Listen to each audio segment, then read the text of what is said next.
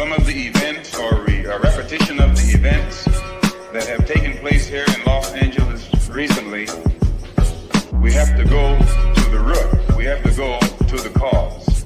Dealing with the condition itself is not enough. Dear Mr. Massa, I'm just trying to mind my own business. What's the matter? It's just another day, another black king captured. I'm about to lose my brain, stuck inside this ghetto rapture. I got a lot of smoke. If you want it, you can have it. They want a hat trick, but this is black girl magic. Ain't talking about the kind that'll make you disappear, but I'm talking about the power of the melanin within. Ain't looking for trouble, but I'ma say this one time. I put two dukes up if you try to touch mine. We still want justice for Samir and Trayvon. You say you don't see color, but racism ain't blind. They targeting little kids whose skin look just like mine. So I'm paranoid, it's a war zone outside. And I'm a black queen, so if you ask me to step out of my car, you gon' have to snatch me. Cause I ain't going no damn well. Had to spend my whole life living unfair.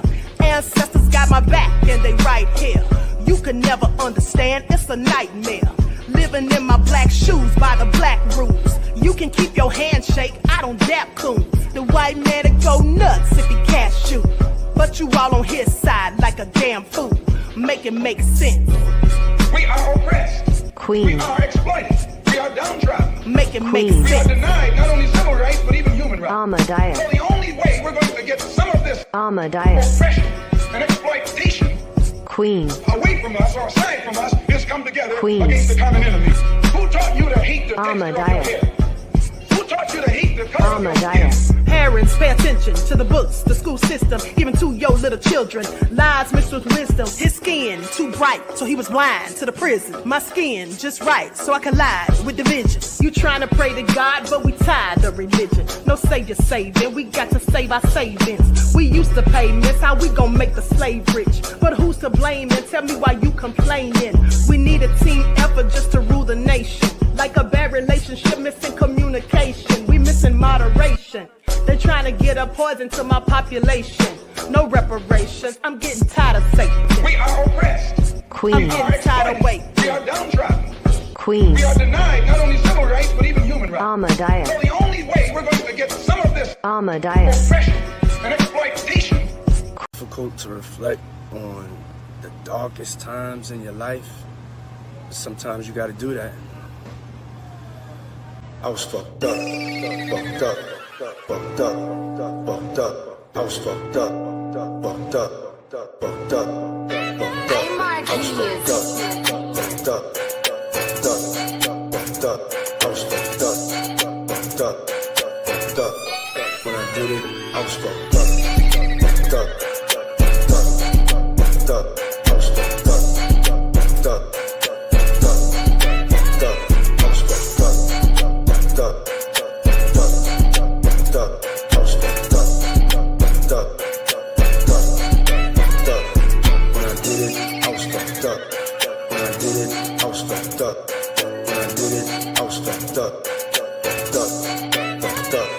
When I did it, I was fucked up. When I did it, I was fucked up. When I did it, I was fucked up, fucked up, fucked up. I was fucked up, fucked up, fucked up, fucked up. I was fucked up, fucked up, fucked up, fucked up. I was fucked up, fucked up, fucked up, fucked up. When I did it, To apologize. It's too when I did it, I was fucked up. late to apologize. I was fucked up. When I did it, I was fucked up. I was fucked up. I mean, I hit rock bottom, but I make no excuses. My behavior on that video is inexcusable. I take full responsibility for my actions in that video. It's the one and only queen of receipts, the dropping gems in these YouTube streets, the lawyer Royce, nowhere to go.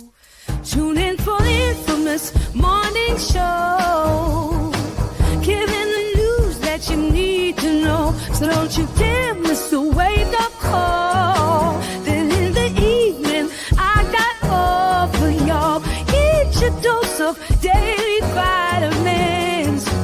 You know the queen makes it make sense. So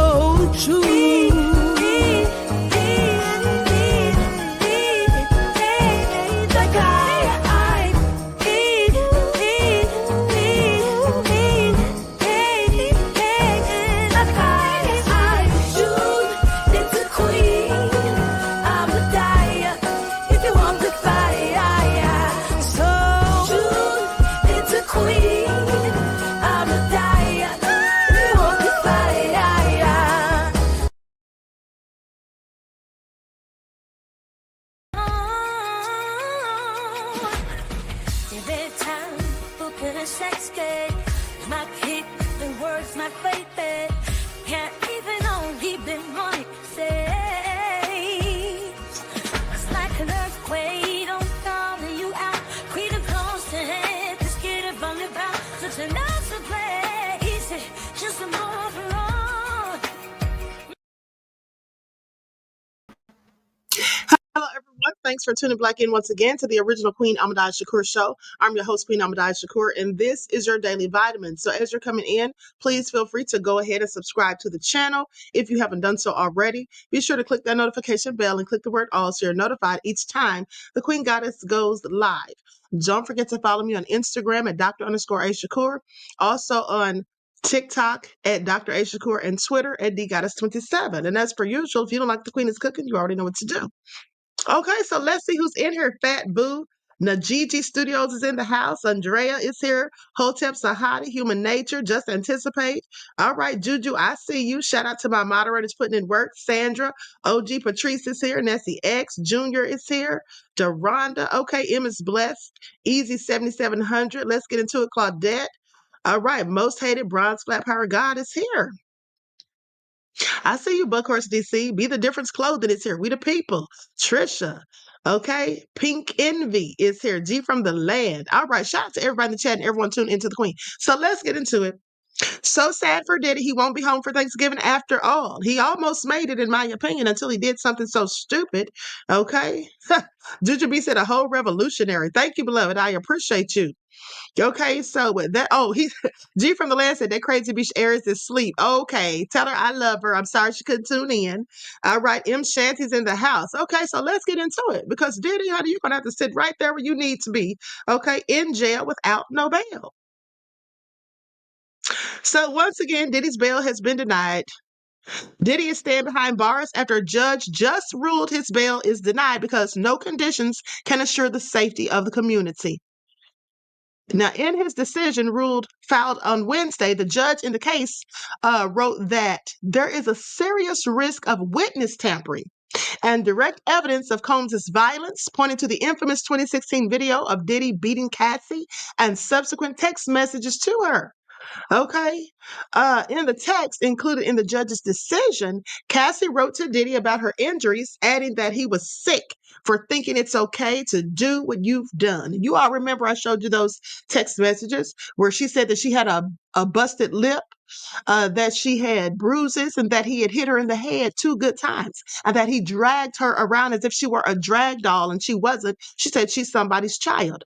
So he's going to sit right where he needs to be. Now, the judge is also citing evidence that Diddy violated rules about communication behind bars, including paying other inmates to use their phone access code numbers to make calls to people not on his approved contact list. So, as we reported, Diddy was in federal court last week fighting to get out of prison. They mean jail. This is TMZ, on a $50 million bond after he was charged with racketeering, trafficking, and other offenses. Now, the judge adds there is compelling evidence of Diddy's propensity for violence, another reason to keep him locked up where he belongs. A grand jury handed down an indictment as the music mogul was arrested in September at the Park Hyatt Hotel in Midtown Manhattan, and he's been incarcerated ever since. On Friday, Diddy appeared unshackled in a New York courtroom alongside his attorneys to make his appeal to be released on bail for the 4th time. So his previous request for bail or for bond was rejected by judges, even though Diddy did not only put up his $50 million Miami Beach mansion as collateral, but also offered to be on house arrest with around-the-clock security and no contact with alleged victims and witnesses.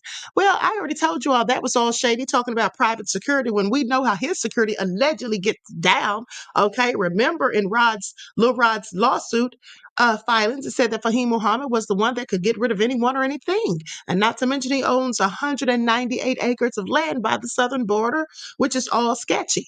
Okay, so 2 judges separately concluded Diddy posed a threat to the community if released, and he was also denied bail after one of the judges raised concerns about Diddy obstructing the ongoing federal investigation and interfering with witnesses. And so, worth noting, they say the judge does say if Diddy's trial preparations are hindered by his incarceration, then he can renew his bail appeal. Diddy's trial is scheduled for May the 5th. Okay, so what do you all think? What do you all have to say about it all? Hold on, let me pull up this document.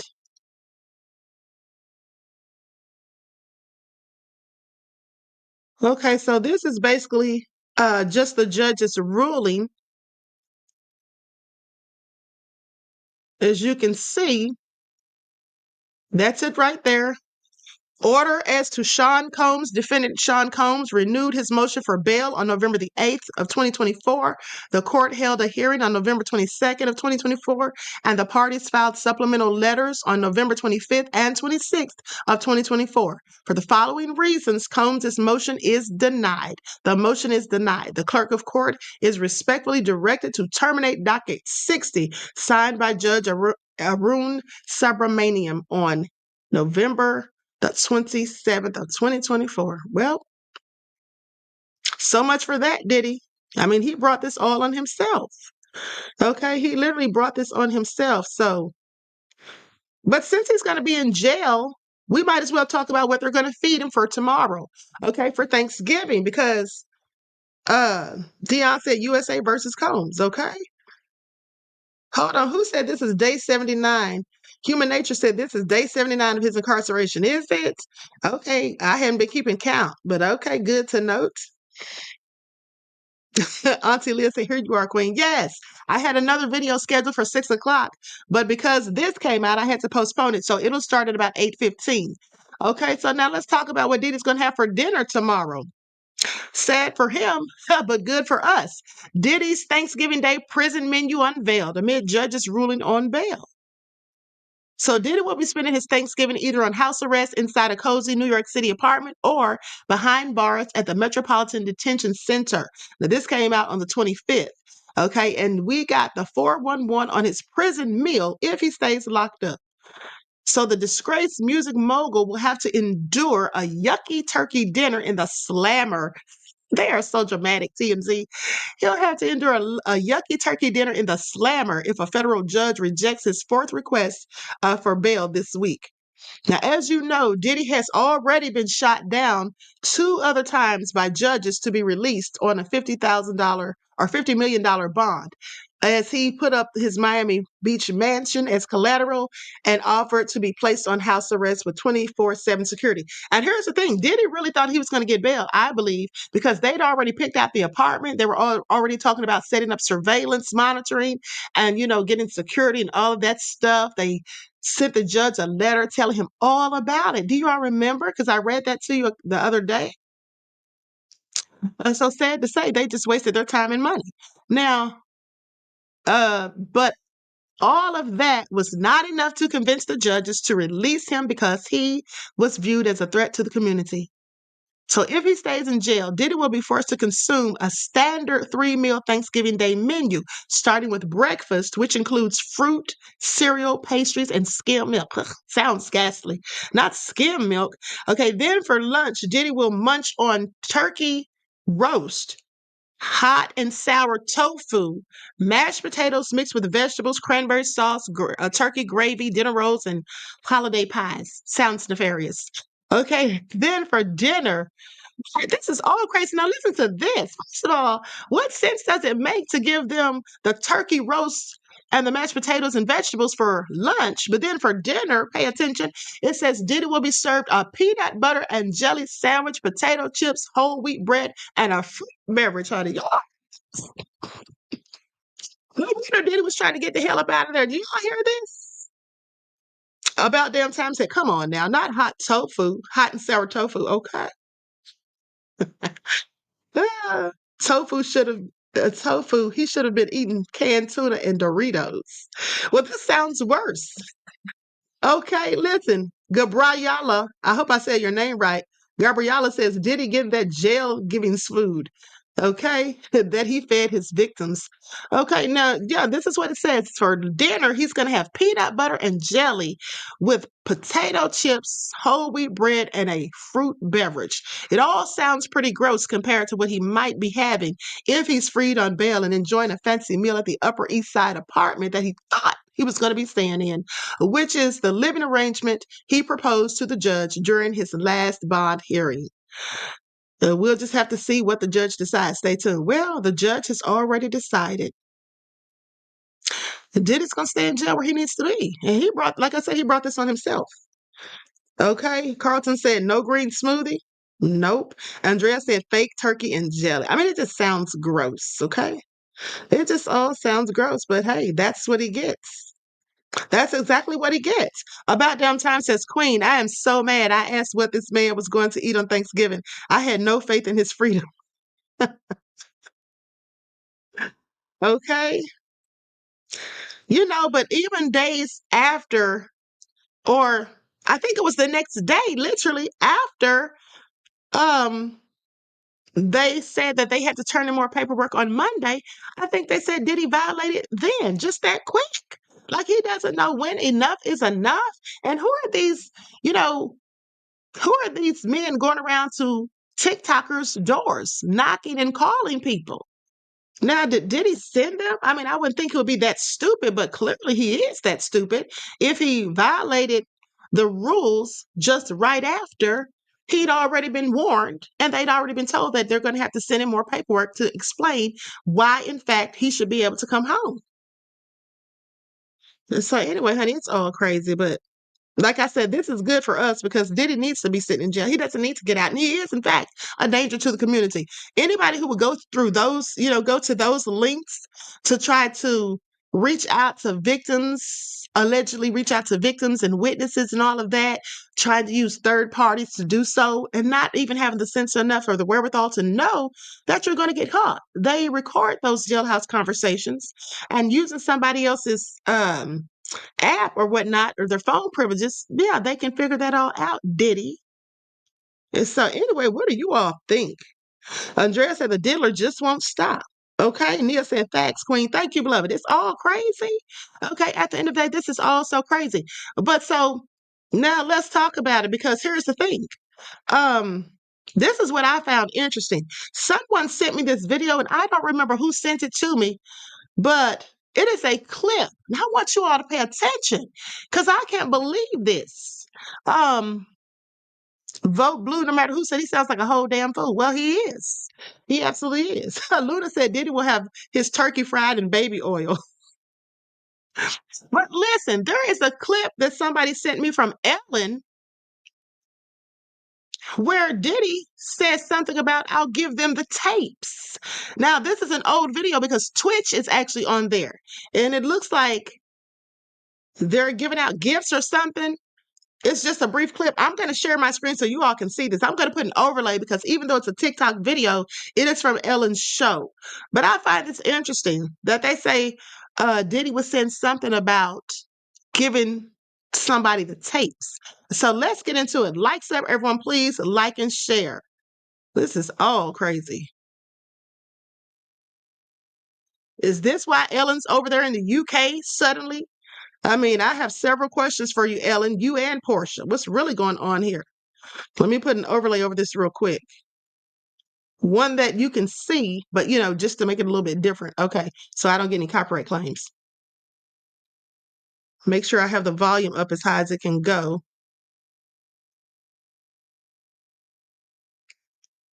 What's that? Oh, that's something I brought for Portia. She's not here. No, you was going to give it to her as a gift. All right. And I'll say it's mine? Yeah. Okay. That's sweet. Well, what about for me? Aw, look at that. That's so sweet. Thank you. How come it's for Portia and not me? Because you're going to have her wear it. And, All right. we go so far back. Don't tell these people how far back we go. I know, but I wear T-shirts. I don't know what that means. Anyway, all right. Let's. I mean, You hold that. okay. All right. I can do it. So the joke didn't work. No, it's I don't okay. want no problem. No, it's okay. Hey, so cheers.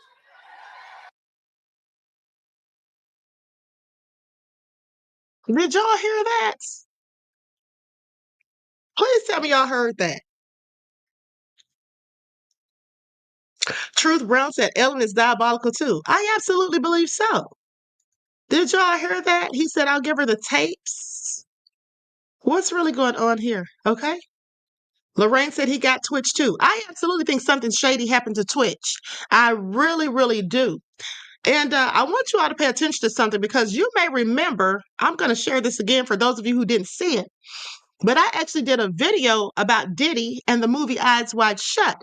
What I find interesting is that there is a video where they're talking about, hey Reggie, there is a Nia said, I heard stuff about Ellen. I did too, honey. I remember during the pandemic where Ellen was on a live stream wearing a sweatshirt that said, Run, Forrest, Run. And at that time, there were allegations that Tom Hanks and his wife, Rita Wilson, were over in Australia, I believe. And we're over there, supposedly, allegedly, don't get me to lying, but allegedly hiding out for some reason, okay? Because there were some allegations. Now, this is all what was rumored to be going on back in 2020. And then so people were speculating, is that why Ellen wore that sweatshirt saying run, Forrest, run? Because she was giving him a subliminal and telling him not to come back just yet? I don't know, but it all sounded real sketchy. But let's go to this video where this guy is telling this story about this nefarious party that they had, and it sounds an awful lot like the movie Eyes Wide Shut.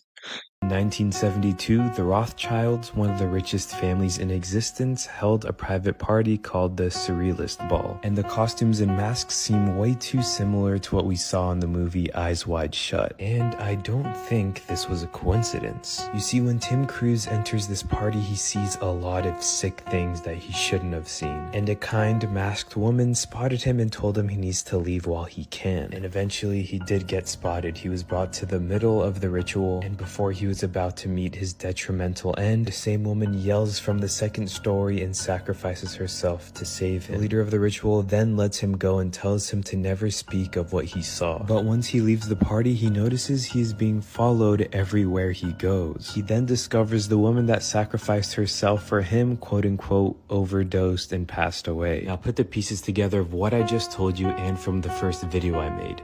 Now, was this movie made just for entertainment, or was it a message/warning to us?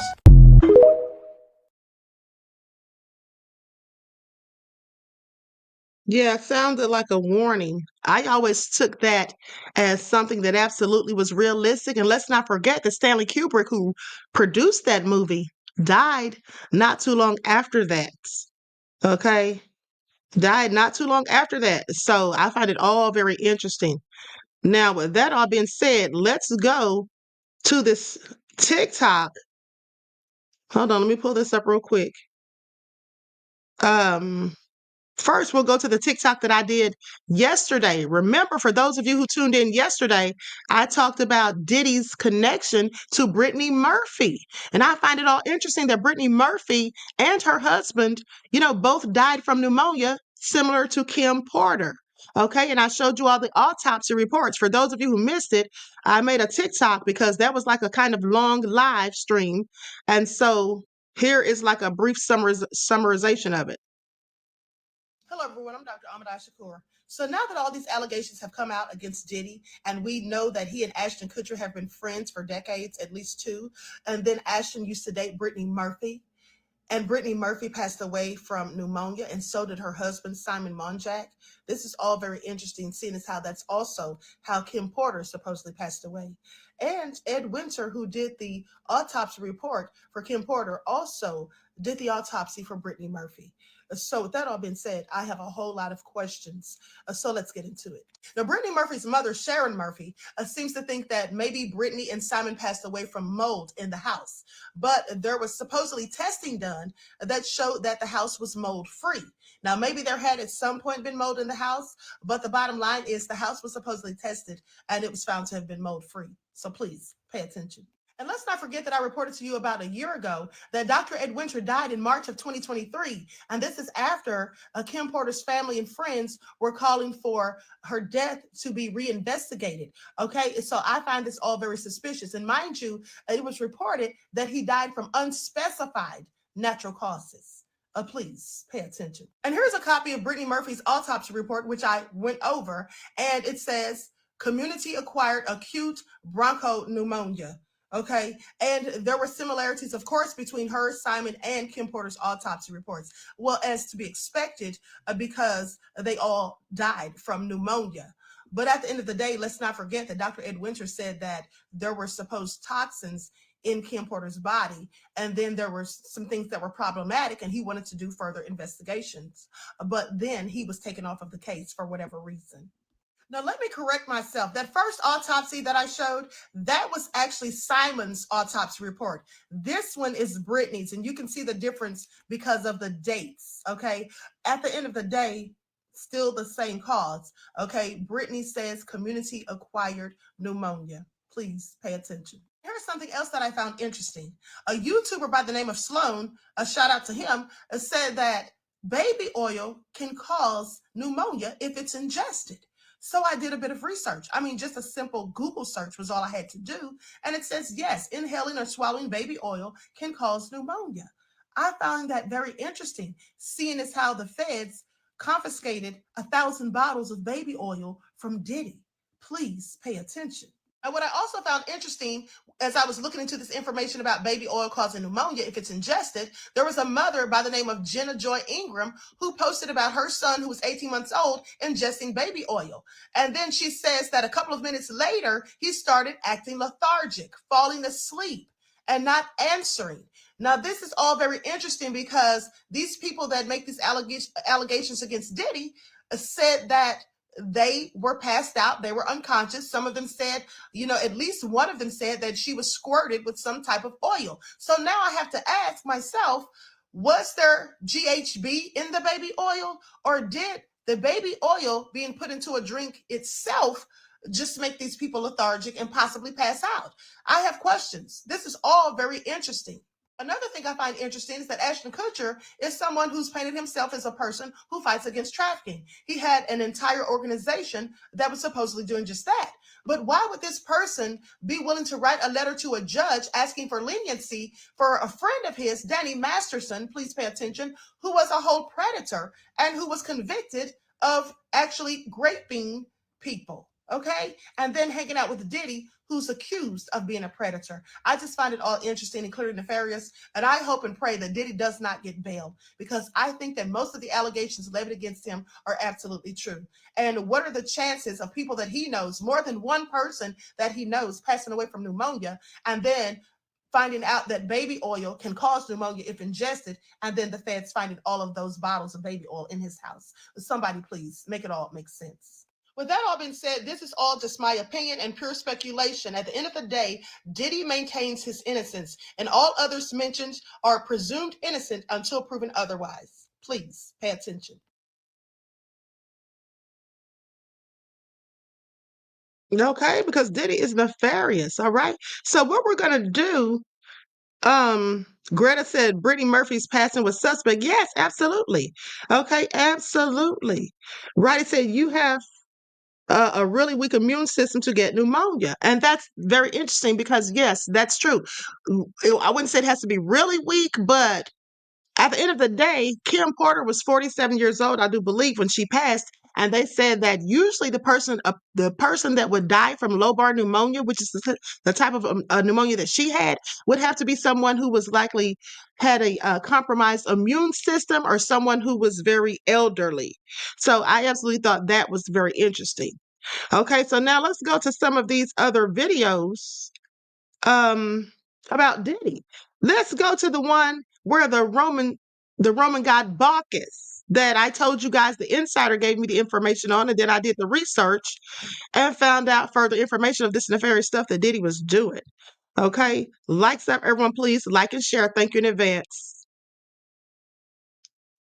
Okay, here we go. Hello, everyone. I'm Dr. Shakur.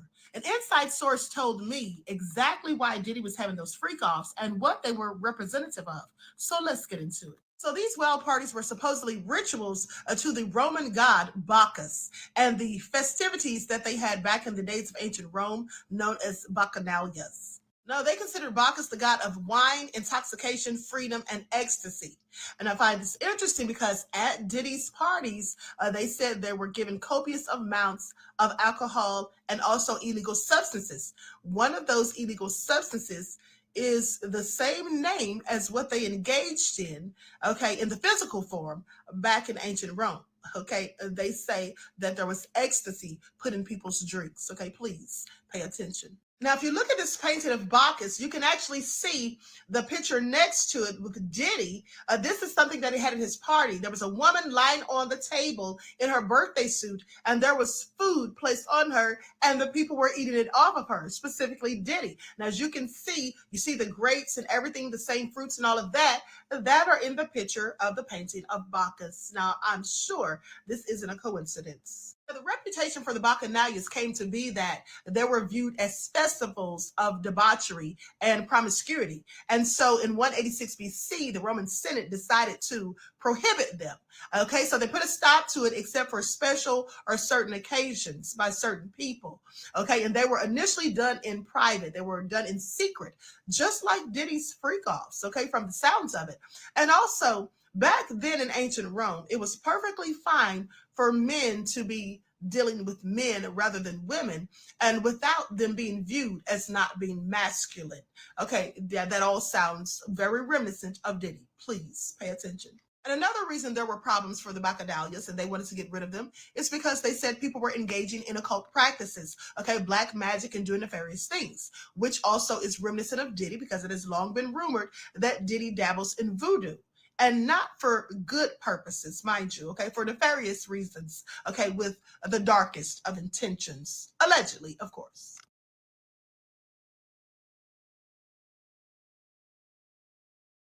Okay. Diddy was doing the most. Please pay attention. He absolutely was doing the most. Now let's talk about this other one. Hold on. Where is it? Where is it? Okay, let's talk about what was going on with the Roman soldiers, um, which is part of why Diddy supposedly was doing some of these things as well. Shakur. Diddy's legal team has fired back at the allegations in the 6 new lawsuits filed by attorney Tony Busby for his clients, saying that it was all basically Tony Busby trying to get publicity. So let's get into it. They supposedly told TMZ that the press conference, the 1-800 number that preceded the barrage of lawsuit filings, was just all an attempt to garner publicity. They say that in court, the truth will prevail and show that Mr. Combs has never assaulted anyone, whether it's adult or minor, man or woman. Please pay attention. At the end of the day, the disturbing details in these lawsuit filings are some of the most egregious, deplorable, disgusting, and sick things that I think I've ever heard of anyone being accused of. At the end of the day, it not only made me sick to my stomach, but it also made me very angry. The notion that someone could do these things to another person. It was just all so nefarious. Please pay attention. And as I told you in a previous video, that an insider said that Diddy was doing these rituals to the Roman god Bacchus. At the end of the day, that's not the only thing that he was doing that came from ancient Rome.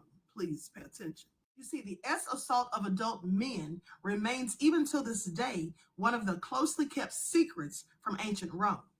You see, a man R-wording another man was used as a weapon of war.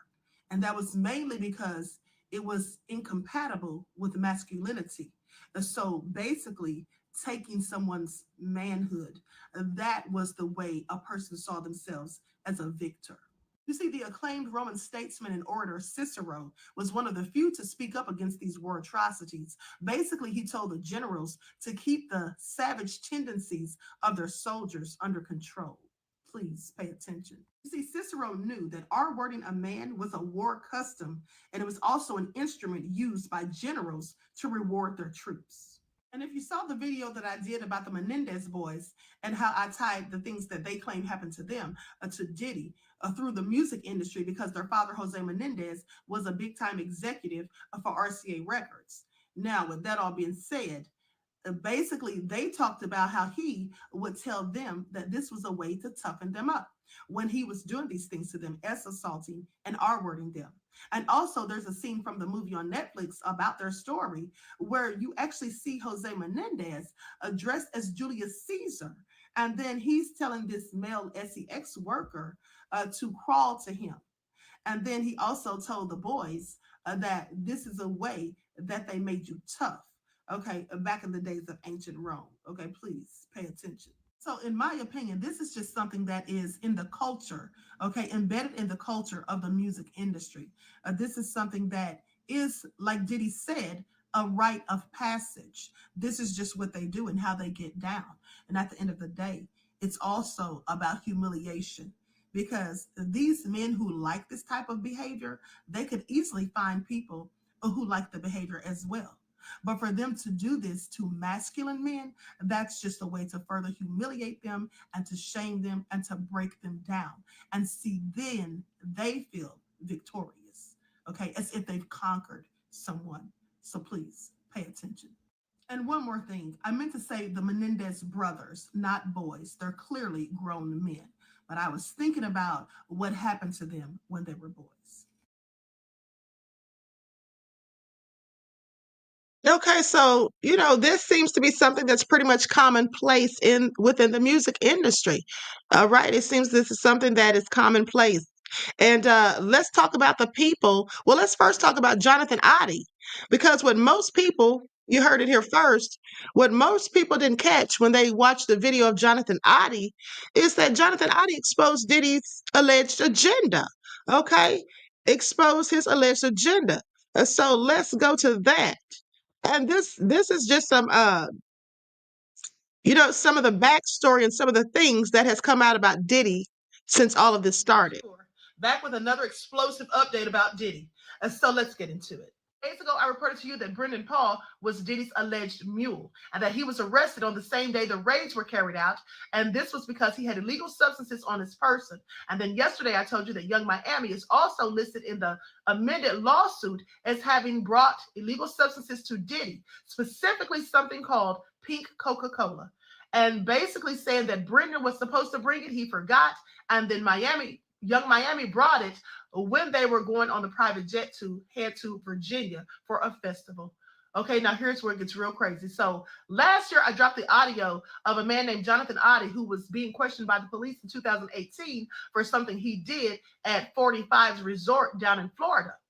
And he said something that nobody really caught on at the time, not even me. But I'm going to make it all make sense. Please pay attention.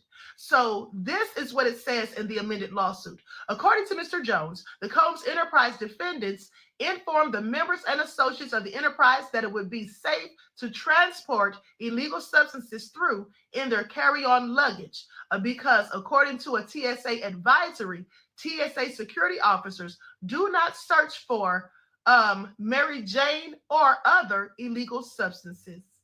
All right, this is absolutely crazy. And the reason being is because Jonathan Oddie said something about them carrying these illegal substances. And he also said that Diddy had a hip hop agenda to transport these things through the music industry. Please pay attention. Basically, what happened is the hip hop agenda is an agenda to move from the United States. You need to reform the DEA. They move all the on private jets, which don't get screened by customs, by dealer inside the United States. Okay, they move what's called high grade power MDMA. They move coke and they move liquid coke in the bottles too. Okay, so they put the liquid coke bottles and they move it. I see the liquid coke. I got myself having sex with Diddy and Cassie. Okay, it's not good. He drinks all the time. Alright, call it Gigi.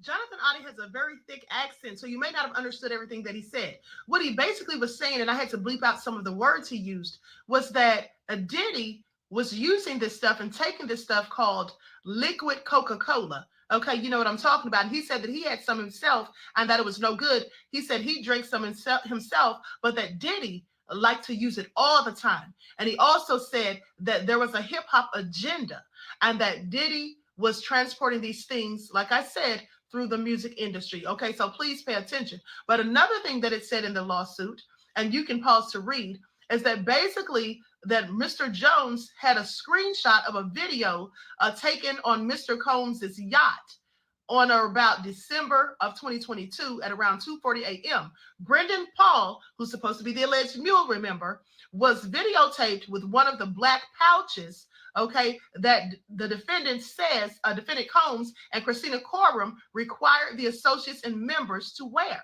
Now, they were supposed to be carrying these black pouches because they were full of illegal substances. And you can pause to read and see what kind of substances were in there. This is also nefarious. And there's the picture of the alleged mule, Brendan Paul, with a black pouch or bag on his lap, and it looks like it's filled to capacity. Okay, and at the end of the day, these people that are saying that there's no evidence on Diddy, I'm sorry. Mr. Jones and his attorney, Tyrone Blackburn, they're absolutely dropping receipts. Please pay attention. You may also remember that I've been telling you for months that I absolutely believe that Diddy and Jay-Z were working with the feds, okay? And at the end of the day, now his former bodyguard, Gene Deal, has come out and said exactly that he was working with the feds. What Meech was doing. Then with the introduction to Jacob and different people, and a lot of people going to jail for money laundering and stuff like that, Puff being and this is documented. Puff being a CI for an FBI agent. I said this years ago that Kimmy Kirk Burrows took some paperwork. They was taking some papers up to the FBI stuff like when they was here in New York. They was taking paperwork up there and stuff like that. Though later on found out that he was a CI. You understand? Now, he basically just confirmed my suspicions as far as I'm concerned. If what he says is true, then it all makes sense as to why Diddy's been able to get away with all of the things that have been alleged against him in all of these years. Now, mind you, Gene did say that this was years ago when Diddy was a CI, that this was years ago, and he may not still have those connections. Well, he may not, but there's no telling how long he had these connections, okay? And just because he was once working with the feds, allegedly, would not mean that he wouldn't still get taken down. Because remember what happened to Pras, as I told you in a previous video. Pras was an informant working with the feds himself. And now look where he's at, okay? So please pay attention. Exactly. Okay. And remember that I showed you guys the paperwork saying that Diddy was a Fed, at least a confidential informant in 1995 for a man by the name of Mark Parody, who's now retired.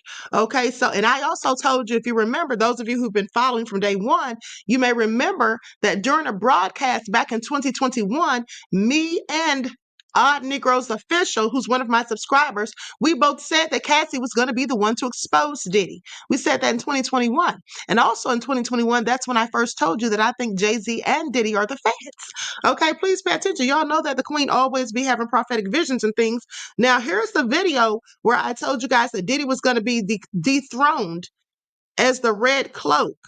Okay, from that movie Eyes Wide Shut. He was basically like that character. Okay, so likes up, everyone. Please don't forget to like and share. Thank you in advance. Shakur, I want you to pay attention because the information that I'm about to give you, remember, you heard it here first. So days ago, I told you about the connection between Diddy and Jeffrey Epstein, and now that list is going to be unveiled. But also, I want you to pay attention because there's a connection between Diddy and the Red Cloak from the movie Eyes Wide Shut. So let's get into it. Or if he was on that island or the flight list or any of those things. But they definitely had some type of connection. Because you see, I found this article that has many of the people that were linked to Jeffrey Epstein in one way or another.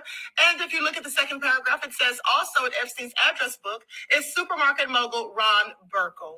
Now, in that previous video, I told you that Ronald Burkle was supposedly a Diddy sugar daddy, and he absolutely was friends with Harvey Weinstein. They did a movie together, and his name was found in Jeffrey Epstein's address book. So if he had ties to these two men, well, I'm willing to bet that Diddy did as well. And when that list of names is unveiled, I'm willing to bet money that Diddy's name will absolutely be on there. Please pay attention. Now, in Diddy's album cover, he was wearing all red, and this was supposed to be symbolic of love. So he changed his name and all of that. But the movie Eyes Wide Shut had a character who was called the Red Cloak. And as you can see, These pictures look about the same, if you ask me. But let's see what Sloan Bella had to say about all of this, because then it'll make more sense. Because of seeing they're going to stitch his mouth shut. When I asked her why his mouth is being sewn up, it's because of his mentors, and they don't want it coming out over here, even though some of them are outing themselves. These are old guys connected to old time, old style Motown, and she's showing me that he's being shut up from outing them or from speaking about them. Now, if you remember in the movie Eyes Wide Shut, they were all sworn to secrecy. No one outside of the members were supposed to know anything about the goings on. And remember when Tom Cruise came in and he didn't have the password and they knew he really didn't belong there. Well, they told him that he better not say anything. You see the code of silence known as omerta. That means literally code of silence. And it means loyalty to the group, never to snitch on anyone. And as Sloan Bella just said, his mouth is going to be stitched shut. Please pay attention. The country, they're going to speak about it. The clothing is a front for something else. The clothing is a front. Of course, they have to produce clothing, obviously, or you can't sell clothing, but it's a front for something else. Now, Sloan said the clothing that Diddy had, the clothing line was a front for something. And also, Jaguar Wright even said that his music was a front for trafficking. Now, remember, Cassie, in her lawsuit filing, spoke about trafficking. And Sloan Bella saying that the clothing was a front for something, well, it was likely the same thing. At the end of the day, isn't that what Jeffrey Epstein was accused of? So there is the connection. Please pay attention. And also, the outfit that Diddy wore to the gala when he went with Young Miami, you see, it looks very similar to what Anton LaVey wore, who is the founder of the Church of Satan. But not only that, the woman who saved Tom Cruise in the movie when he was in there without the right password. Well, you see what this woman is wearing?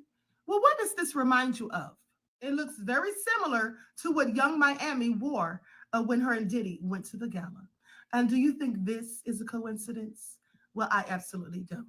Also in the movie Eyes Wide Shut, they had these parties with all of these wealthy elites, and they would have the women there to seduce these men. Now, this sounds very reminiscent of some of the parties that Diddy has allegedly been having. And also, some of the things pertaining to Eyes Wide Shut sound very reminiscent of the FOs that Cassie spoke about in her lawsuit.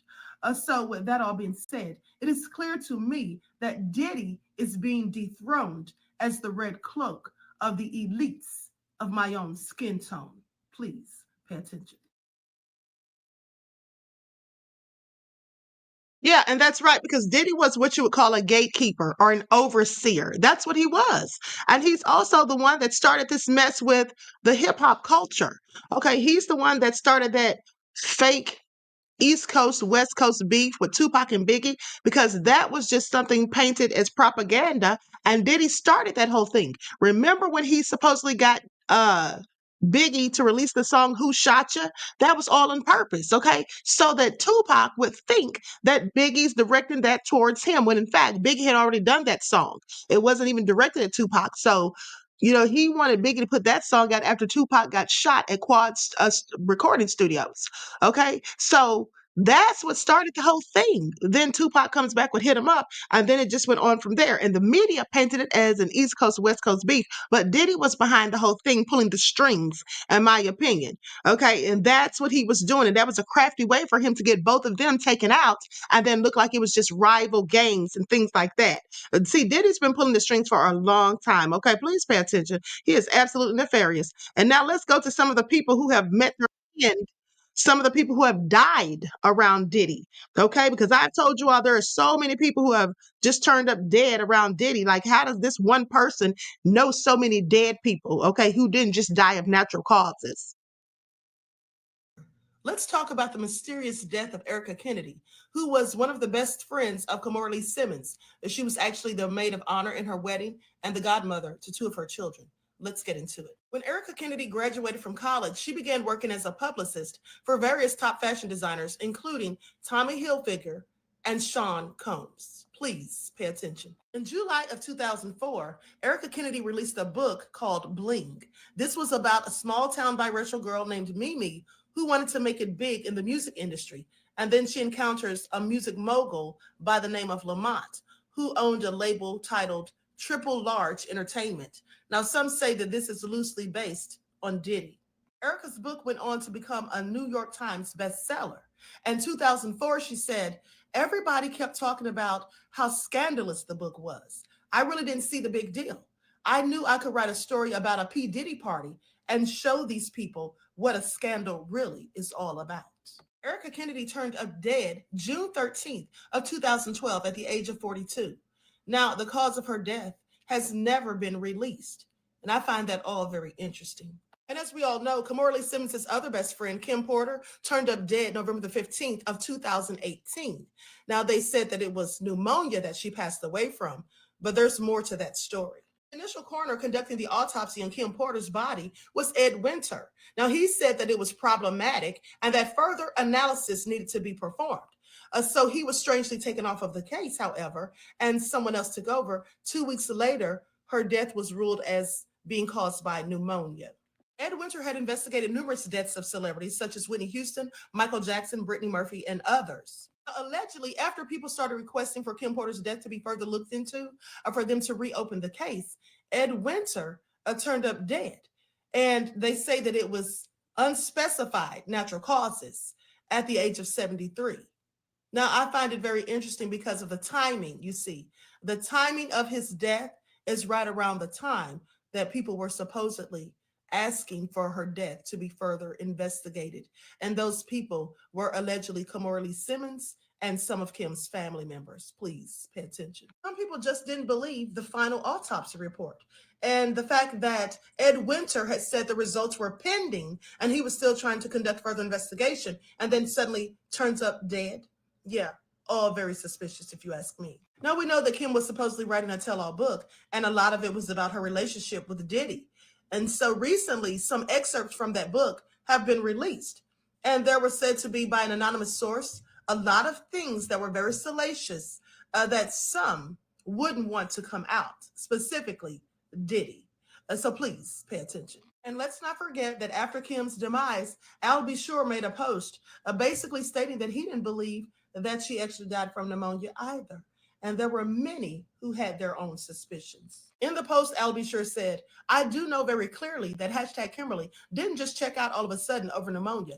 That's some bull-ish. Really? This is where I get into trouble. We just celebrated our son At Quincy's new deal and Christmas special with Netflix.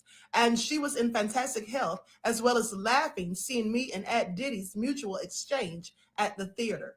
I'm going to leave it here. And after that cryptic post, well, we all know what happened to Al B. Sure. He suddenly started experiencing renal failure and then ended up in a coma for 2 months. Yes, I do find this all very interesting. Kim supposedly told Al before she died that she felt someone was following her, and Al told her to call the FBI. And now he also made a post that's now been deleted saying that she was running from something, only to later come back and say that she was running a marathon. Kim's former stylist also allegedly came out and said that Diddy purchased that 24-karat gold casket for Kim a month prior to her demise. Sources say that Diddy and Andre Harrell got into an argument because he was supposedly helping Kim to write her tell-all book in 2017, and then later decided to write a tell-all book himself. They say that he also fired Diddy from his label. They say that Andre and Diddy got into several altercations at the company, and that he basically knew about the shady backhanded deals that Diddy was engaging in. Sources also say that Andre Harrell questioned Diddy about the toxins that were found in Kim's system during the initial autopsy report that Ed Winter was working on when he was fired from the case. And I find it interesting. But did I also mention that friends say that there was blood on Kim's pillowcase when she was found deceased, and also a small trail of blood from the bedroom leading to the bathroom? And Jaguar Wright says that Heavy D was also supposedly writing a tell-all book before he passed away. Also, celebrity plastic surgeon Dr. Frank Ryan, who performed Cassie's breast implants in November of 2009, and of which Diddy complained about them, said they were too big, and insisted that he take them out and do them over the next day, not even giving her time to heal. He was very determined, and Dr. Frank Ryan wasn't thrilled about it. But he mysteriously turned up dead in August of 2010, just months later. Now, he supposedly drove over a cliff when he was making a post about his dog. I also have questions about this picture of Diddy sleeping on top of Cassie. It looks very controlling, like someone who's trying to make sure that she doesn't leave or sneak away while he's asleep. Now, that's just my take on it. Also, what is going on in this picture? What does this mean? Is there some hidden message here? Because it looks very similar to this picture, the one of Kanye West video, where he had all of these celebrities and famous people sleeping in the same bed. So clearly something subliminal as far as I'm concerned. Now keep in mind, this is all speculation. We can't say for a fact that Diddy had anything to do with any of the demises of these people or the fact that Albie Shore almost met his own demise. But it is very suspicious that one person is connected to so many in one way or another who have met their end under suspicious circumstances. With that all being said, TikTok, this is for entertainment purposes only.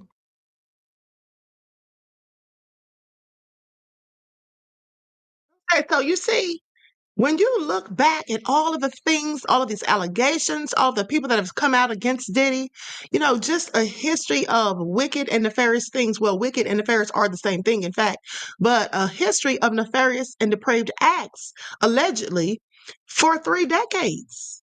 And then you say, well, how is he getting away with this? Well, clearly, if what they say about his chief of security, Fahim Muhammad, is true, that's likely how. And if it is true that he was a confidential informant, and I believe it is, I literally showed you the documentation. Well, this is how. Okay, this is how. And of course, we know that Diddy was working with the feds because let us not forget that on the day they raided his homes, one of the agents anonymously allegedly spoke to, I believe it was CNN or the New York Post. But they said that they were not told whose homes they were raiding because no one wanted Diddy to get the heads up. They later found out it was Diddy and said that was done because they didn't want him to get the heads up. So he was having some conversations with them clearly. Okay. He clearly had to be having some sort of conversations with them. Now, I'm going to play a couple of more of these and then we got to get into TD Jakes because, honey, TD Jakes is out here suing people for defamation, libel, and slander. Okay. So please pay attention. He's starting off with Larry Reed. Okay, here we go. Shakur. Diddy was directly tied to the social engineering that's taking place in hip hop. Let's get into it. There was a letter that came out some years ago, and it basically talked about how in 1991 there was a secret meeting about hip hop, and there were some people that were invited, and they were told to sign non-disclosure agreements, and they were asked to help push a certain narrative within the music industry, specifically towards hip hop, so that they could keep the private prisons filled. Okay, I'm going to read an excerpt from it. Okay, I remember many of us in the group immediately looking at each other in confusion.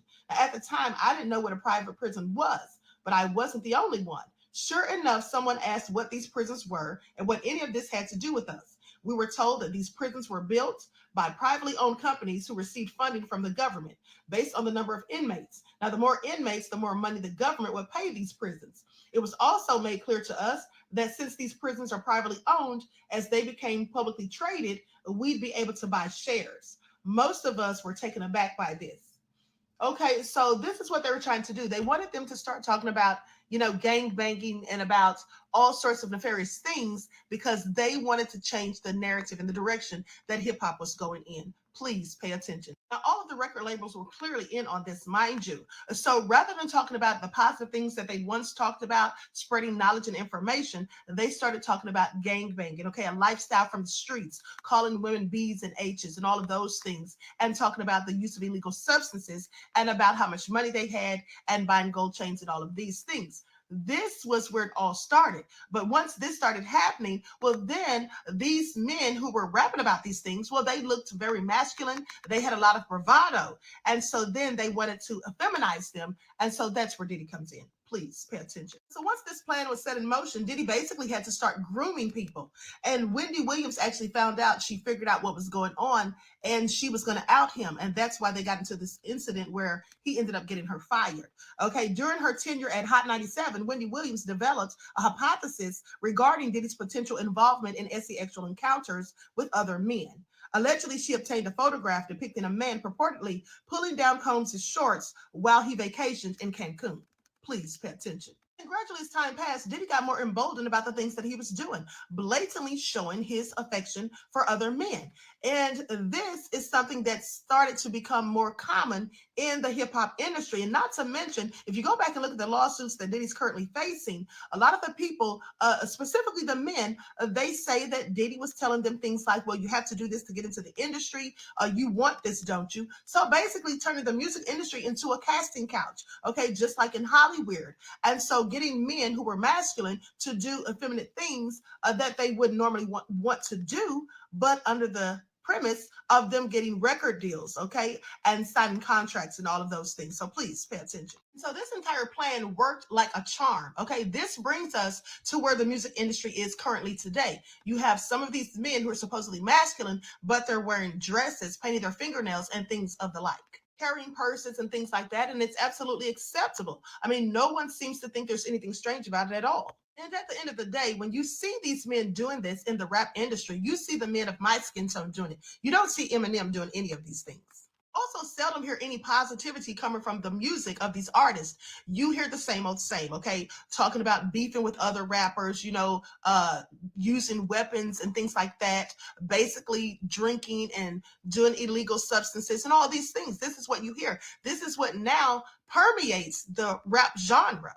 And the reason this worked like a charm is because at the end of the day, words cast spells. We cast spells with words all the time, and specifically in music. Okay, when you keep listening to the same lyrics over and over and over, they become programmed into your subconscious mind.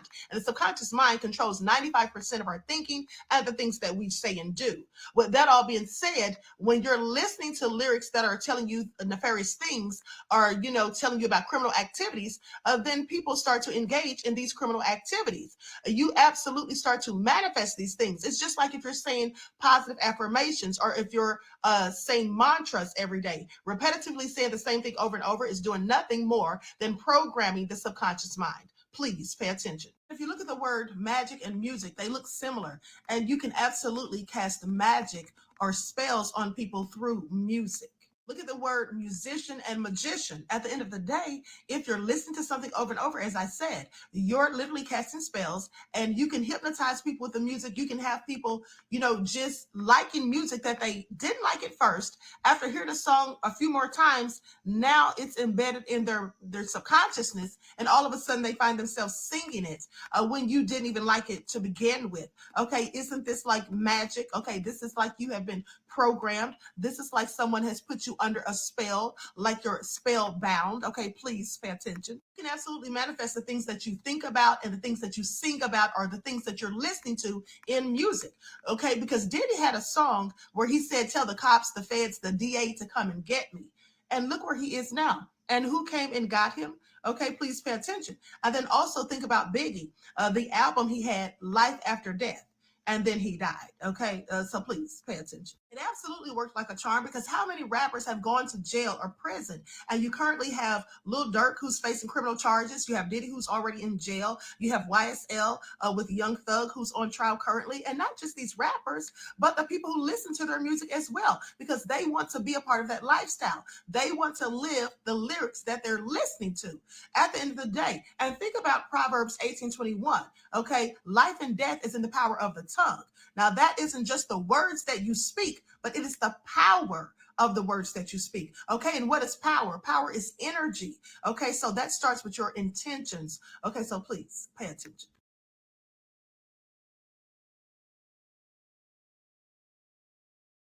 All right, so G from the land says, keep bringing those receipts, Queen. Well, I will, beloved, okay? And thank you for your insight to the topic and your contribution to the channel. Peace, love, and blessings.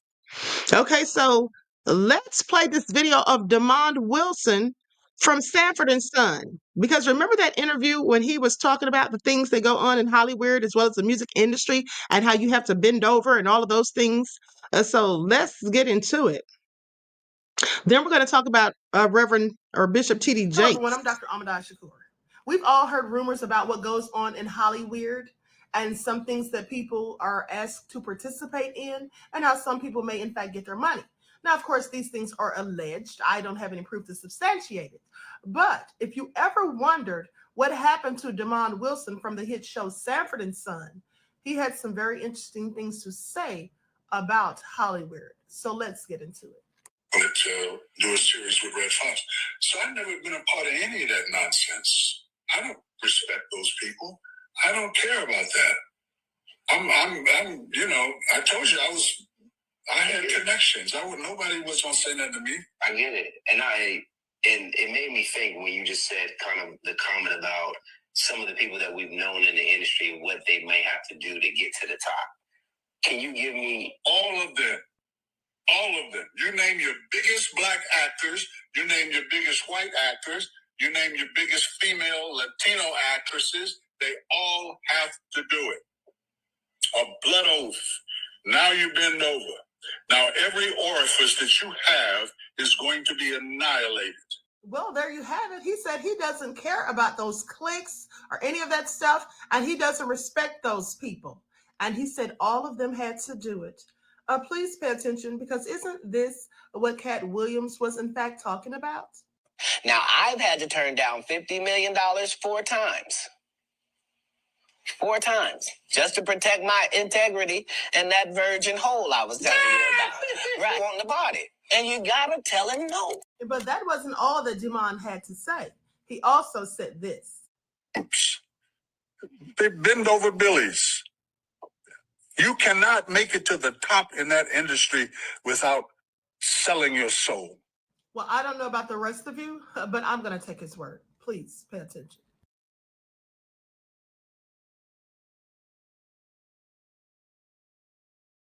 To be honest with you, I think Diddy may turn out like Fatty Arbuckle. Okay, I think he may turn out like Fatty Arbuckle. You all remember him. He was doing a freak off way back in the day. Okay, and I find it all interesting. Okay, so maybe I'll show that video before we roll out of here. But for now, let's talk about TD Jakes out here suing people for defamation, libel, and slander. Okay, files a lawsuit against Larry Reed. Bishop T.D. Jakes is facing a new challenge, this time a legal one, following a medical emergency that he experienced during his sermon on November the 24th. Jakes is now in stable condition and has filed a defamation lawsuit against Dwayne Youngblood, and a Pennsylvania-based pastor who accused him of assaulting him when he was 18 and 19 years old. Okay, reps for Jake believe the pastor is lying for financial gain. Okay, so this isn't Larry Reed. He must be talking about Bishop Manessa. Okay, you all remember I was reporting on that. Now, the allegations were made public on October the 27th during an episode of the Larry Reed Live podcast, where Youngblood claimed that Jakes attempted to embrace him and kiss him after a local church event in Pittsburgh. He allegedly asked if they could sleep together during a second alleged incident, according to Youngblood. Wow. So Jakes denied the allegations in his defamation lawsuit against Youngblood, which was filed in Pennsylvania federal court. Legal representatives for the 67-year-old pastor suggested that the stress from the lawsuit may have played a role in his medical emergency, that he experienced Sunday mid-sermon while speaking at his church, the Potter's House in Dallas, Texas. Now, mind you, it was interesting because he was speaking about people in the hospital, and then he went to the hospital. So I didn't know anything about this Reverend Youngblood. I thought it was about Bishop Manessa, because remember, he said some things too about Bishop T.D. Jakes, said that he was grooming him. Okay, so on November the 15th, Youngblood and his attorney, Tyrone Blackburn, who previously represented Lil Rod in his lawsuit against Diddy, filed a complaint demanding $6 million from Jakes to resolve the matter quickly and privately. Now, Youngblood, who's 57 years old, the founder of Higher Call World Outreach Ministries, Inc., stated that if Jakes did not comply with the financial demand, he would proceed with a lawsuit for assault and harassment. Wow. So Jakes and his legal team believe that Youngblood is making the story up for financial gain. Now, the defamation suit also noted that Youngblood is a registered offender in the state of Pennsylvania and is currently on parole.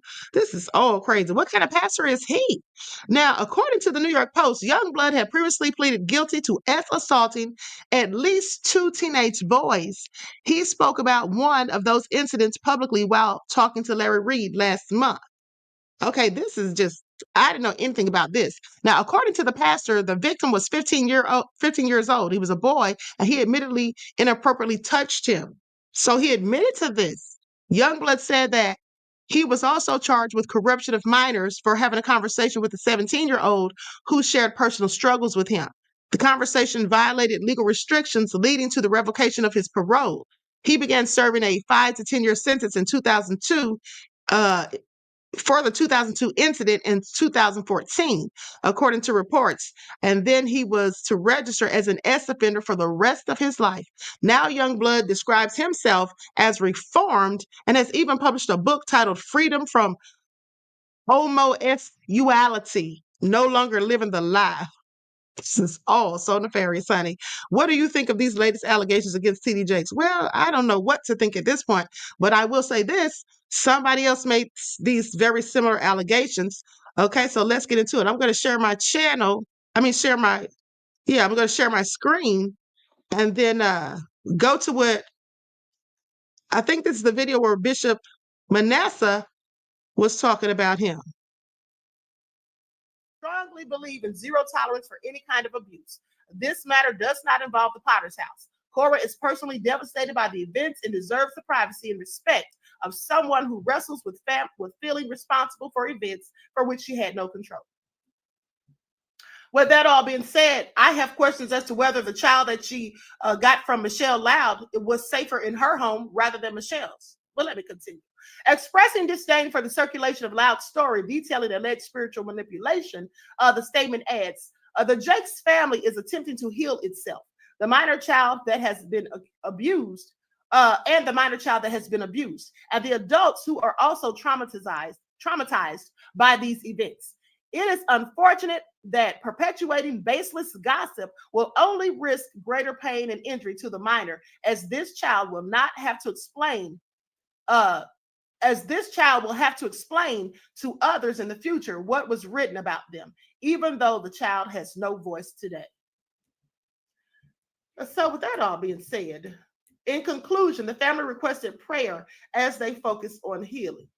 Well, I understand all of that, but I also have to wonder how much prayer for the healing of Michelle Loud did they do after Cora took this woman's child and refused to give it back? I have questions. Okay, I have questions. Hold on. Bertha says, Cora. I'm going to fast forward to try to get to the part where they're talking about Bishop Jakes. And also, FYI, Desmond just gifted 5 memberships to the channel. Thank you so much, Desmond. I appreciate you, and I'm sure that the other people in the chat do as well. So you all make sure that you shout Desmond out for his kind gift. Thank you, beloved. Okay, so you all remember this is the part where they got into that whole fight, honey. It was all so ghetto. I forgot about this part. They got into it because it was TD Jakes' daughter, Cora, I believe, who was trying to take some woman's child, and because they said she couldn't have kids, and they said that's why allegedly she wanted that. Desmond said, I gifted 10 memberships, Queen.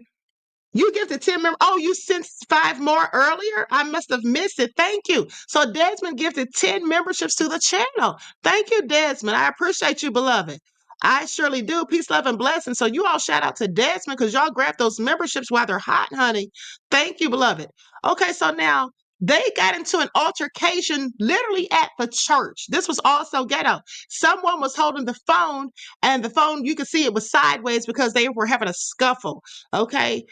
So let's go ahead and share the screen and get into on her phone. Now, you can't see it clearly because there was a lot of stuff going on, apparently. Ex-Potter House volunteer files lawsuit against TD Jakes' ministries over assault in church. Let me put this young woman's face up on the screen.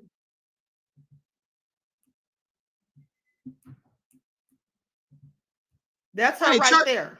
Audrey Stevenson, a former volunteer at the Potter's House of Fort Worth, Texas, who was caught on video being handcuffed and physically removed from the church during a dispute with the elder in March, has filed a lawsuit against TD Jakes' ministries and several other parties over the incident.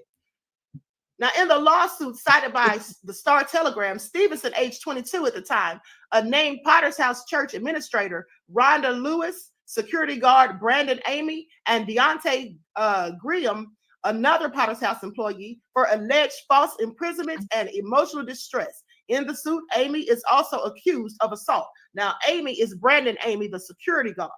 And from what I saw of the video, well, I do believe that he assaulted this young woman, and it was all unnecessary as far as I'm concerned. And the fact that they called the police on her and had her handcuffed over something so minuscule, because at the end of the day, they're the ones, in my opinion, who escalated this whole thing. Now, I'm going to let you all judge for yourselves, because I find it all so egregious. But this is how so-called Christians be acting up in church. Please pay attention.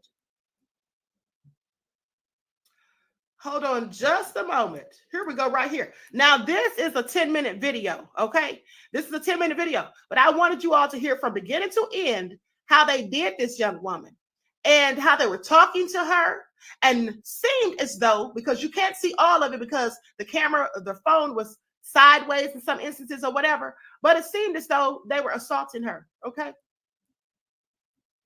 You had a problem with me. Luis, hold on. No, ma'am, don't ma'am me. Don't ma'am you. We're in the house. We're in the house of the Lord. I know. That's my point. Ma'am, let's calm down. And I did nothing wrong. Absolutely. Because you don't go to Lady D when someone is giving you call up under production. And Luis did not sit me down. Today he said to me, he set me down last Sunday. I said, okay, we're gonna have a meeting. We're gonna call pastor. Ma'am, excuse me. This is what I want to do, because I don't serve the Lord under restriction. Because you have to understand, this is spiritual. This is spiritual. This is not spiritual. This is not spiritual. This is not spiritual. I can't think of your name, baby. No, this is not spiritual. We're in the house of the Lord. And aren't you an elder? And your point is what? Right now I'm the church administrator. Ma'am.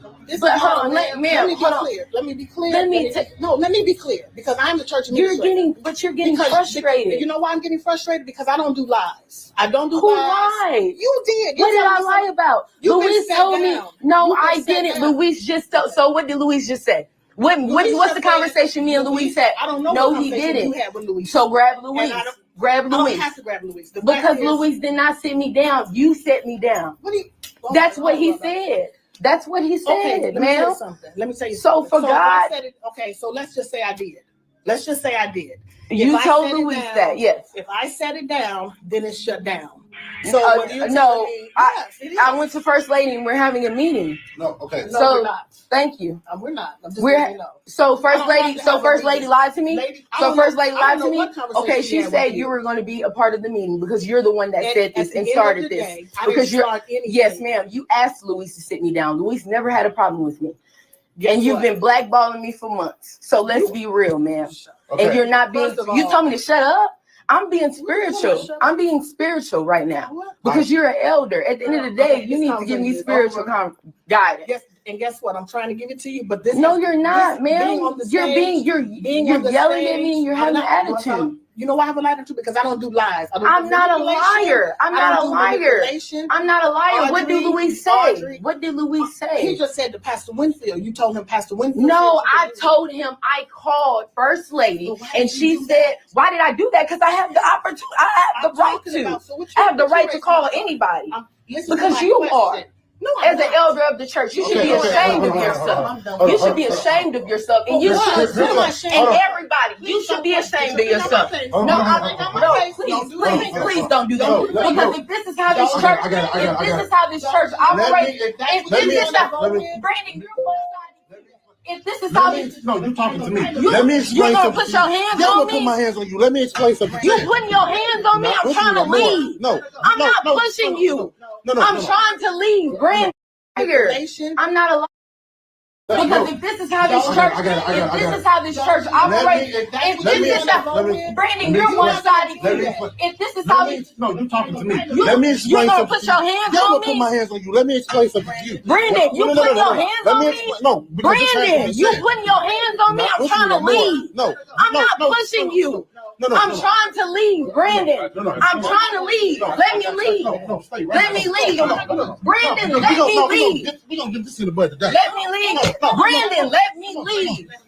Get off of me. Brandon, what? Are you freaking kidding me? Brandon, are you kidding me? Brandon, stop. Brandon, stop. Stop. I didn't do it. Stop. Stop. I didn't do anything. Brandon, I didn't do anything. Stop. Stop. Stop. Let me go. Let me go. Let me go. Let me go. I didn't do anything. I didn't do anything. Why are you doing this to me? Brandon, I didn't. Brandon, I didn't do anything. Can you guys can you get your knees off my back? Sir, I've broken no law. I just want to leave. Please. Let me leave. Let me leave. Let me leave. Let me leave. Get this off. Let me leave. Let me leave. Are y'all serious? Are y'all serious? Ma'am, no, I didn't break any law. Ma'am, I didn't break any law. Why do you have me in cuffs? Legally, you can't. I didn't find out why. I didn't do anything. Why would you put me in cuffs, Brandon? Are you serious? Are you serious? Give me my phone. Put it in my lap, please. Put it in my lap. That's my nobody's gonna mess with it. Why would you put me in cuffs and throw me on the ground, Brandon? I'm Brandon? trying to talk to you. I'm trying to leave. What you have to understand. We're done. We're not We're done. My membership is done with this church. It's over. Can I leave, ma'am? Can I leave? That's my right. You can't detain me. Hold on. You are being detained right now. Hold on. Just sit I didn't break a law. I don't know. But we are investigating. And the quicker What did I we do? get quiet, the quicker we can investigate. She's been told by her supervisor. She's a volunteer. Okay. She can't be backstage. She can't serve. Okay. She was on the stage while ago serving. I went to Deontay. I went to Luis, and I said, Deontay. Okay. He's new. He's our new production manager. I said, who allowed her back on stage? Okay. She said, Pastor did. I know Pastor didn't say that. So I came back here, was looking for her. Deontay told me she was back here. Tried to talk to her. She rises up on Rhonda. Rhonda's trying to explain to her the system of the church. All we wanted to do, was have a conversation about the system. She rises up, she starts getting loud. I just wanted to leave, Brandon. No, I want to leave. At this point, because I need to explain to you what's happening. I'm okay. I get what's happening. I'm leaving. Please. It's not okay. Brandon, can I leave? Okay. So I'm explaining to her the situation. I'm trying to. Hold on. At this Sir, point, what's your name? At this point, I reach out, I'm like, hey, let me talk to you. So she's doing all like this, she knocked the camera thing over. You pushed me, Brandon. I did not push you into the Brandon, camera. you wasn't pushing me and putting your hands on me. Deontay, this is not going to channel. Can you please let me go home? Thank you. So I'm trying Are you to talk to serious? her You and saw him explain pushing me? The system, right? But you saw him pushing me. I'm trying to leave. So I'm trying to explain to her. I'm trying to leave. I'm trying to hold her for a second so I can come to No, I didn't. You front. Conversation. Please, let me go. Please, this is confrontation, ma'am. I don't have to go through this at all. I'm done with this ministry. I'm leaving. So right at this point. I'm leaving. At this point, I was just trying to explain to her what's happening. Sir, and we're done. She's all backstage. She's all over the church, and she has to understand she can't do that. But at this point, she's no longer part of church, and you. I'm done. I'm done with my membership. Can I please be uncuffed? We're done. We're done. Please, sir. This is illegal. Yeah. This is illegal. We're done. No, I'm not going outside with these cuffs on me like I broke the law. No. Uncuff me right here. This is illegal.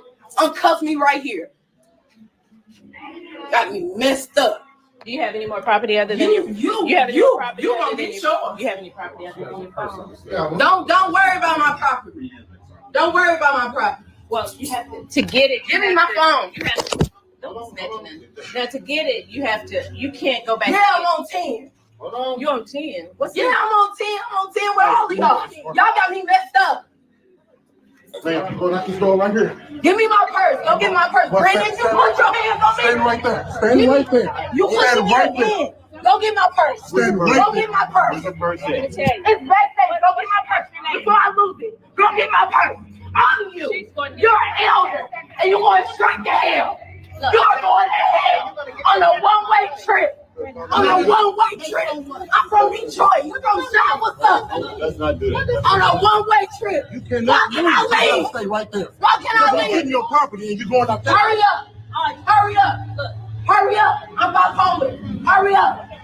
Hurry up. What that mean? This is your only security. Give me my, no, I'm not. I'm trying to leave. I'm trying to leave. You want to wait for your property or not? So can I leave? You're saying I'm trouble. Yes. Okay, so how? Where's my new? I'm staying right here and wait for you. Who is she? You know exactly who she is. Where is she? It's backstage. What's taking so long? Right there. What does it look like? You probably can hear you. It's red. Brandon, stop. Grown man. I get some, yeah, grown man gonna come up here. I'm waiting. Where is it? Yes, it's in the production booth. Go get it. And go put it on the curb. It's red. It's in the production booth. Go put it on the curb. Can you let me out? Let me out. Let me out now. Y'all going straight to hell. That was a lot. Now, they did all of that to that poor young woman because she supposedly, according to them, wasn't supposed to be on the stage. That's what it was all about. They were upset, apparently, because she wasn't supposed to be on the stage. And, that was false imprisonment because she kept saying she wanted to leave, and they seemed like they weren't letting her leave from the sounds of it. We couldn't see everything that was going on, but that's what it sounded like. And also, at the end of the day, Brandon seemed like he was absolutely assaulting her and manhandling her and then trying to cover himself in the end. So I just think that's just all low down, honey. That is all low down. But let's get into it and let's talk about in fact, T.D. Jakes. Now, I did several videos on this, and I don't feel like digging through to find the timestamps. So that's why I do my TikToks almost every day when I do live broadcasts, so I can just have the main points covered if I want to revisit it. So let's get into it. This is when Prophet Manasseh, was saying something about Bishop T.D. Jakes allegedly grooming him. Shakur. Just days ago, Prophet Manasseh Jordan did a video titled Exposing the Church, where he discussed the process of grooming that happens to some due to these pastors and bishops in the church. He didn't say specifically who he was speaking on. Some wondered if, in fact, he was talking about Bishop T.D. Jakes. So let's get into it. And then it goes into the questions of what turns you on? What do you need to tell me this because I need to know, because I need to be able to pray for you. So it's almost like a psychological power game that they're playing with you. And in your head, if you say something wrong, they project it on you. They body shame you. Oh, you're the one that's making me do this. And so you have that in the back of your head. And then you also have in their head of their dumb, misinformed followers who are pushing this predatory narrative because they're so in awe with either trying to be like them, either worshiping them, or not worshiping God, or worshiping their denomination or where they come from. And so they're not even there seeing with the eyes of truth, but they're there seeing out of carnality. And so they're sitting up there and they're protecting them. And the leader, the bishop, the pastor, they know this. And so they know and they feel invisible. Oh, I can get away with this. I just have to make a statement to my church. I just have to tell them. And they're never going to question. Why is it so many people? Why is it always coming up? Why is everybody lying? So everybody's lying? Where there's a mouse, there's mice. So Prophet Manasseh went into grave detail about this grooming process.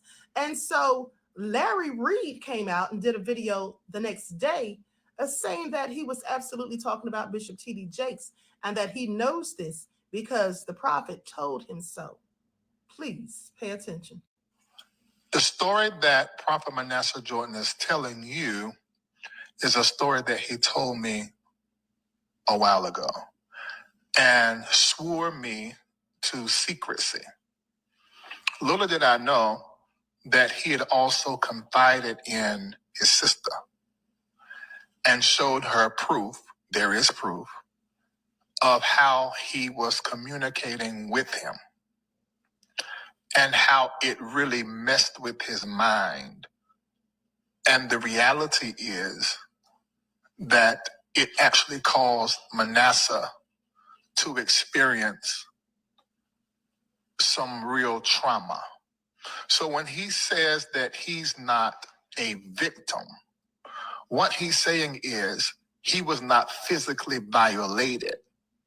However, everything else he discussed in this video, he experienced it at the hands of Bishop T.D. Jakes.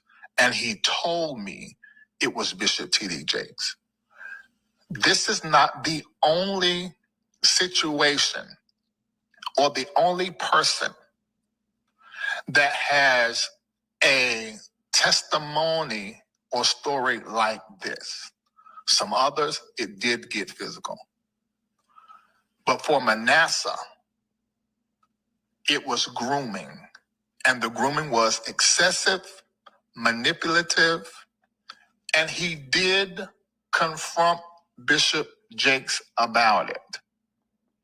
Now, if this all is in fact true, and I absolutely believe that it is, okay, if this is all true, this is very sad. This is very troublesome, and it is really, something nefarious when you have people that are supposed to be praying for you, Praying, but they'd rather prey upon you, a Prey. Please pay attention. Now, Larry Reed has said that he wants to, in fact, do a documentary about all of this. And he's asked for anyone else who was treated this way to come forward so that they can be a part of it. I absolutely love it. You see, these devils in the pulpit need to be exposed. Okay, they absolutely need to be exposed. Now, I don't know for a fact that Bishop T.D. Jakes is a devil in the pulpit, but I know what has been said. And I absolutely believe Prophet Manasseh and Larry Reed. So with that all being said, we're going to see how this all turns out, because at the end of the day, just remember, there's nothing hidden that shall remain hidden. All things done in darkness will eventually come to light, no matter who gets upset about it. Another thing is, I find it interesting that Bishop spent all that time on Christmas Eve saying that he wasn't going to address a lie, but he spent a majority of his time addressing the lie. Make that make sense.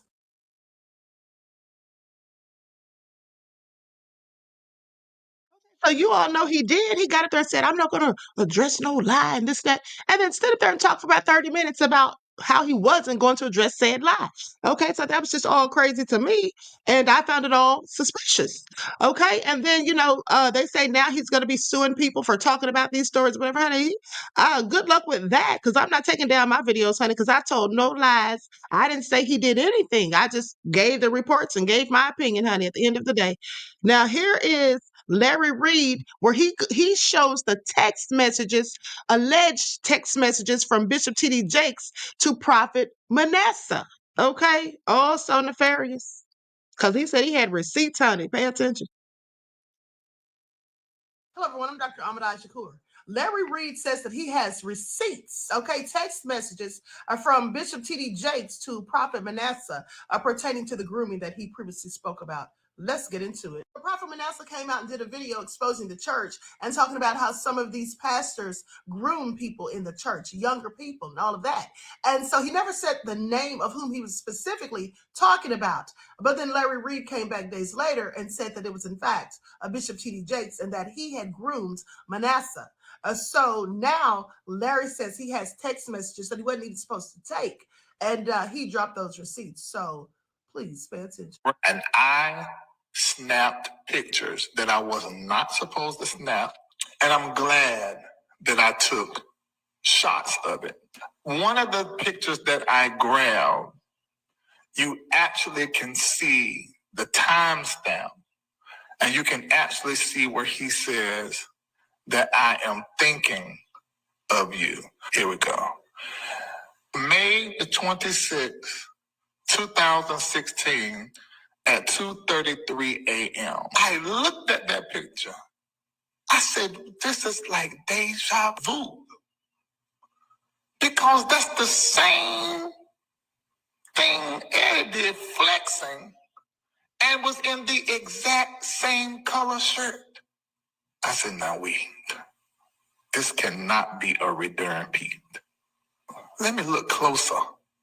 And I saw where he was squeezing his fist flex, and you can see it even in his forearm, and trying to sit his chest up. And said, I'm thinking of you. I said, this is the exact same kind of going on, if you want to believe that that's what Eddie Long was doing.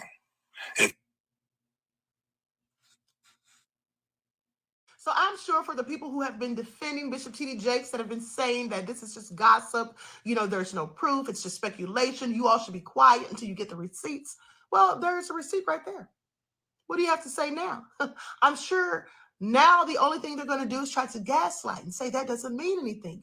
You see, with some of these people who refuse to believe and see the truth, they will continue to do so no matter what type of proof and evidence you show them.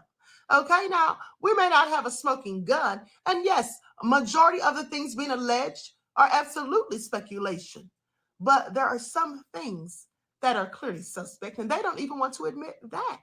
Why would a pastor who's a man of God be at a Diddy party with all of the debauchery going on, with people twerking and sliding down poles? I have questions. At the end of the day, is that what you're supposed to be doing as a whole bishop? Well, I wouldn't think so. Another thing is when he stood up there on Christmas Eve talking about, I'm not going to address a lie, it's a ridiculous lie, and then spent the whole time addressing it. Well, that looks like guilty to me. When he's going around striking people's YouTube channels, okay, trying to get people's channels shut down because they're saying things that he doesn't like for them to be saying. Well, that also looks guilty to me. But hey, what do I know? With that all been said, everyone drop me a comment to let me know what you think.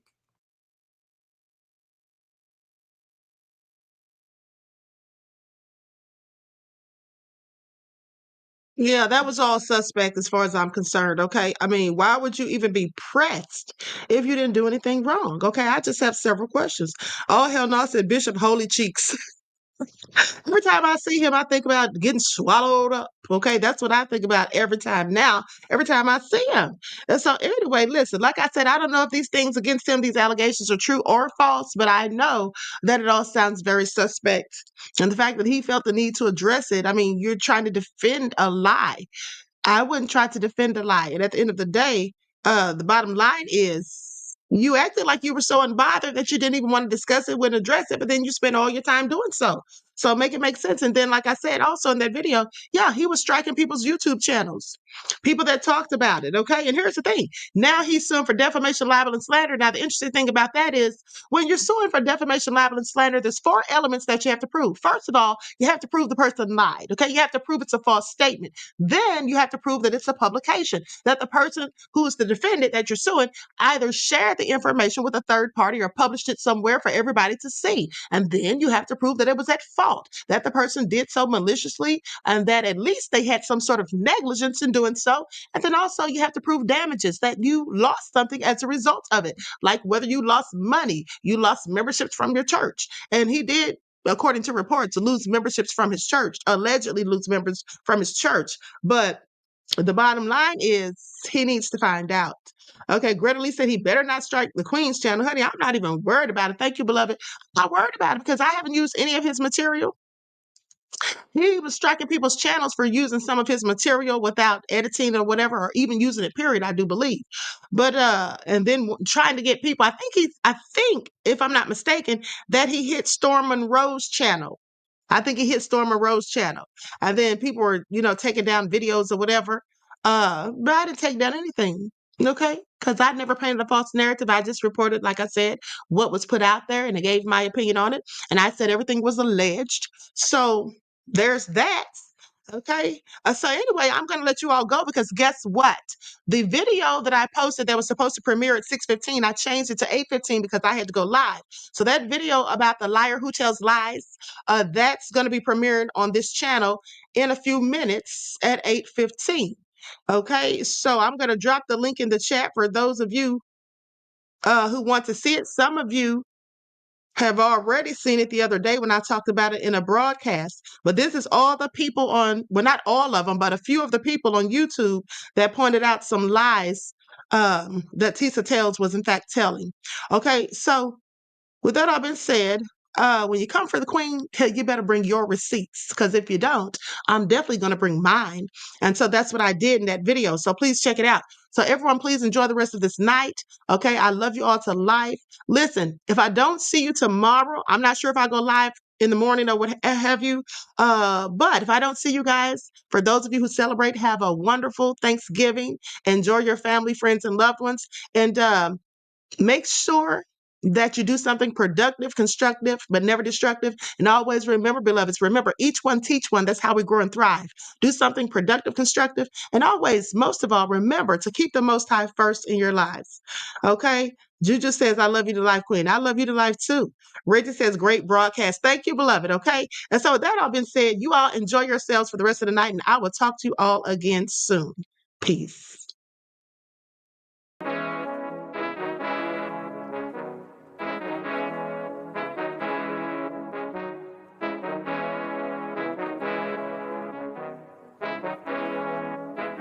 Yo, Nick, hit him with that flavor. Gold all in my skin, God all in my blood. Kings all in my circle, you touch one of mine and you're done. They show no love for the queen, why you hating on me? Is it cause I'm free and I got Malcolm X in my jeans? I got dreams like King Luther, shed blood like Kunta. You ain't helping my people, I ain't got nothing to say to ya. I want all the smoke like hookah. Talking reparations, America won't be great until they give us compensation. I'm like, I'm the hottest right now. See a bunch of lames out here trying to jock on my style. They be doing too much. I'm the queen, it's too easy. It's like they all at Popeyes, how they be talking so greasy. I just sit back and laugh while these haters get madder. So nefarious how they don't want my pockets with cheddar. I tell them they can do better. These snakes in the grass can leave a bite on your ass, cause y'all be trusting too fast. I got my foot on the gas, other one on they necks. Dropping receipts on haters, you better show some respect. I'm never facing regrets, we only facing the threats. Running through every challenge like a relay, break no sweat. It's a cold game, so I got that blanket with me. Now that my people awaken, ain't no going to sleep. I do not play by my piece, this time I'm playing for keeps. You talking slick, but when I see you like them ends, we gon' meet. And I got gold all in my skin, God all in my blood. Kings all in my circle, you touch one of mine and you done. They show no love for the queen, why they hating on me? Is it cause I'm free and I got Malcolm X in my jeans and I got gold all in my skin, God all in my blood. Kings all in my circle, you touch one of mine and you done. They show no love for the queen, why they hating on me? Is it cause I'm free and I got Malcolm X in my jeans and I got